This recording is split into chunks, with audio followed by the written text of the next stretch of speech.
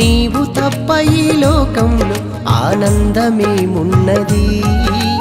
నీవు లేక నా జీవంలో ఆధారమేమున్నది?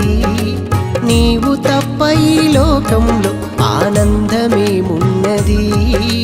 నీవు లేక నా జీవంలో ఆదుకొనుచుంటివే నా కన్న తండ్రి వోలే, ఆదరిస్తుంటివే నా కన్న తల్లి వోలే.